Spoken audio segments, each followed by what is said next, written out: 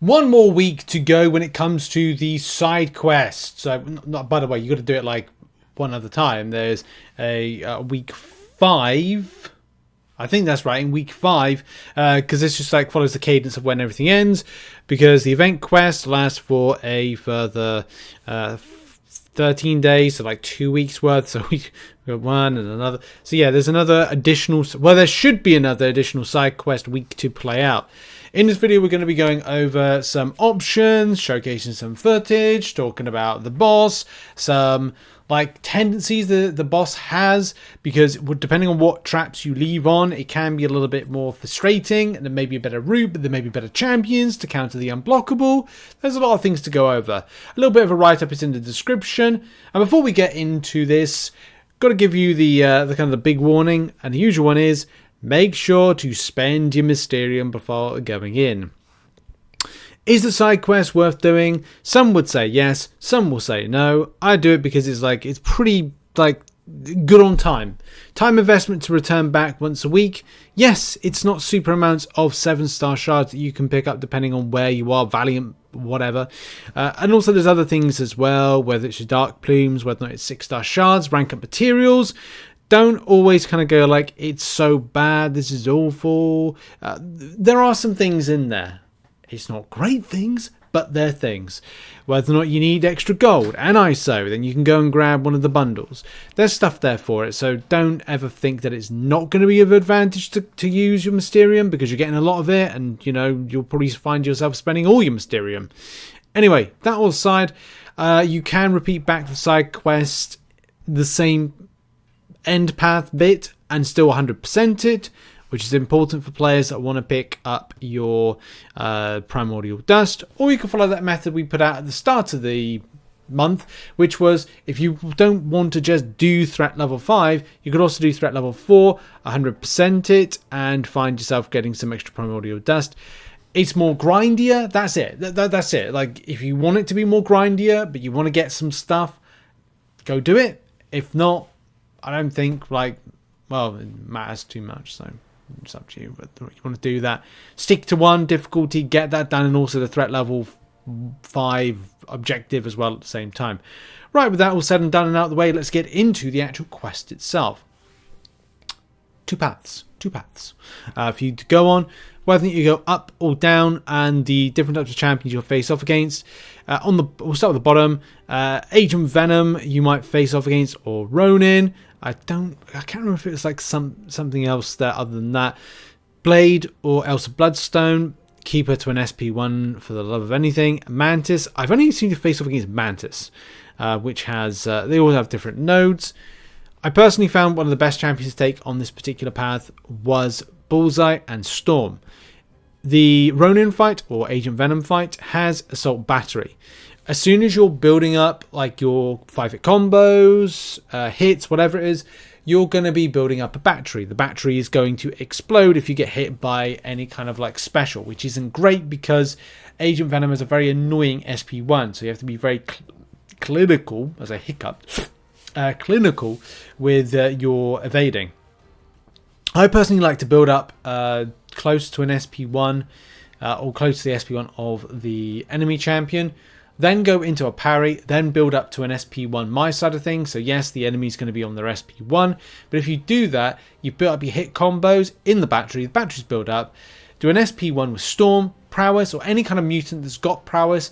It means that off that back of the SP1, you're largely going to be able to go boom, champion takedown. It's pretty nice. There's footage on screen now that showcases that in action. Going on to Elsa Bloodstone, a little bit of a different one because we've got Buster Groove. If you've got an evade and miss champion, so the likes of Bullseye, but you have to throw an SP1 early doors, and or a champion like Serpent, and any champion that has what's the name of it? It's called True. What was it called? True Focus. That's it. True Focus, where you evade and miss counter, so it kind of counters both of them, I think, because I always get confused with True Sense, but it's True Focus. So champions have got True Focus, or at least watch the switch between evade, countering, and miscountering. If you've got an evade counter, then make sure you just don't hit when you go parry heavies with like the miss, when it's miss.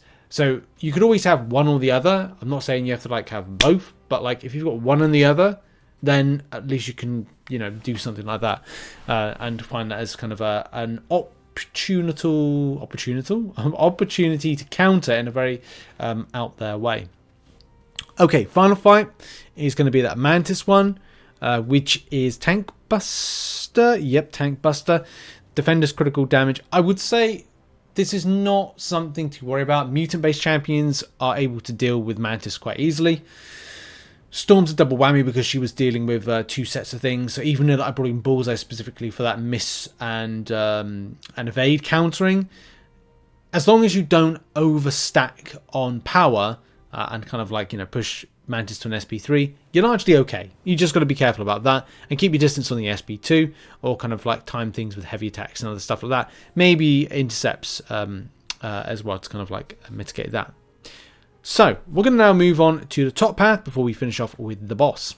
So on the first fight that you'll face off against, it's either going to be Wasp or Yellow Jacket. And when looking at options, like any skill champion will really do, any champion really does against this, but you're keeping up traps that are going to be things like unblockables. Now, I think that's an unavoidable thing regardless of it. Like the champion's going to be unblockable. Yeah, like both traps are going to be up regardless, so there's always going to be an unblockable one there. And with Wasp, you will need an evade counter, so Bullseye could really help out in this path. I think Bullseye is a great champion for a lot of this stuff clearing. And the same thing with taking on Spider-Man Spunk. So that is miscounters again, so you might want to bring a miscounter. A miss and evade counters just seem to be like something you'll need. You're only doing this once, so maybe kind of like, yeah, just if you've got a true focus, miss and evade counter, then it's probably going to be working quite well. With Thing, I would say maybe Falcon might be nice to put on the team, or a champion that's able to suppress any of those rock stacks. But if you rotate well enough, it's not really a concern.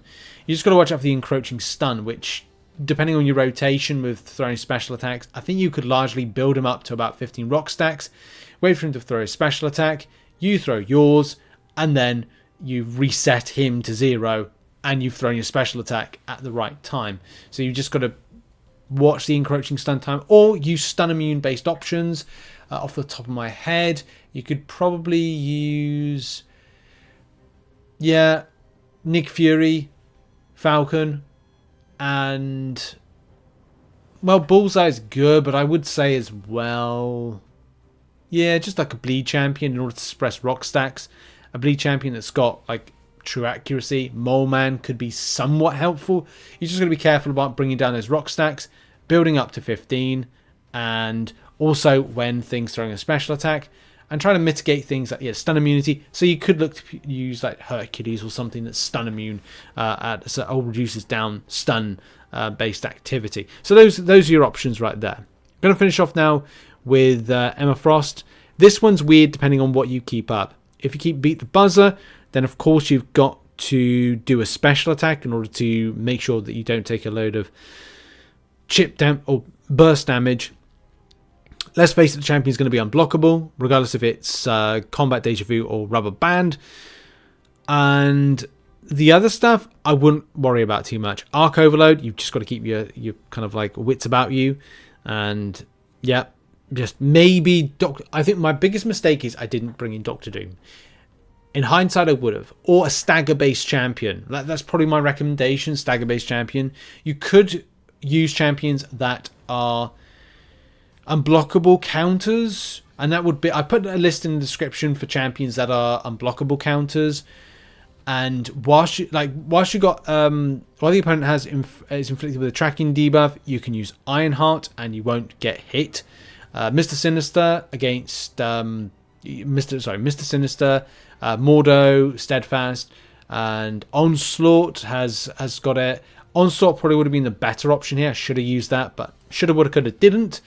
And then there's other champions as well. Like if you've got Concussion on the enemy, Strife will be able to, I think, block unblockables, and Red Guardian with the Adaptive Shield, and also while Blessings of Wisdom are active on Kushala. So those are some options right there. I'm not going to go into too much detail because I kind of like just used like Mr. Sinister but forgot to block I think a special attack, so that didn't help out matters, but I managed to one-shot her with even whilst making a few mistakes. Heavy Assault, and that's the main thing we're going to end on, is to just pinpoint Heavy Assault will be where the bulk of damage is done. Difficult to do if you're not able to do a like parry heavy because the champion will be at you. If you're repeating the same movements, like you are doing the same basic attacks, you're going to get unblockabled.